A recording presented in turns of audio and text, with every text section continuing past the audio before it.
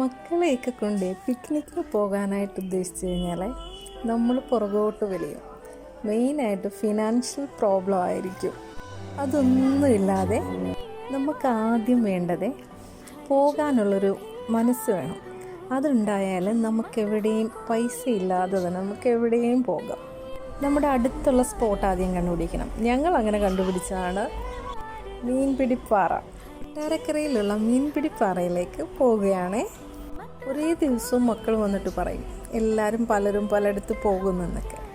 ഇങ്ങനെയൊക്കെ പറയുമ്പോഴത്തേക്കും നമ്മൾ ബാക്കിലോട്ട് വലിയും. നമുക്ക് അടുത്തുള്ള സ്പോട്ടിലോട്ടൊക്കെ പോകണമെങ്കിൽ വണ്ടിയൊന്നും സ്വന്തമായിട്ട് വണ്ടിയില്ലേ പോലും നമുക്ക് ബസ്സിൽ പോകാം. ബസ്സിൽ പോയിട്ട് നമ്മുടെ ഉച്ചയ്ക്കാണ് നമ്മൾ പോകുന്നതെങ്കിൽ ഉച്ചക്കലത്തേക്കുള്ള ലഞ്ചിനുള്ളത് എന്തും ആകട്ടെ, ഓരോ ചോറും ഞങ്ങൾ കൊണ്ടുപോയത് ചോറും ചമ്മന്തിയും അച്ചാറും പിന്നെ മീൻ പൊരിച്ചതും സാമ്പാറും ഉണ്ടായിരുന്നു. അതും കൊണ്ടുപോയി ഞങ്ങളുടെ ഉച്ചക്കലത്തെ ലഞ്ച് അവിടെ ആയി. നമുക്കൊക്കെ നമ്മൾ പുറത്ത് പോയി കഴിഞ്ഞാൽ മെയിനായിട്ട് നമുക്ക് എക്സ്പെൻസ് ഉണ്ടാകുന്നത് നമ്മുടെ ഫുഡിനാണ്. ഫുഡ് കഴിക്കാൻ മാത്രമായിട്ട് പോകും. അതൊരു വേറൊരു വൈബാണ്. പിക്നിക്കിനൊക്കെ പോയിട്ട് അവിടെ പോയി തന്നെ കഴിക്കുന്നതാണ് അതിൻ്റെ ഒരു വൈബ്.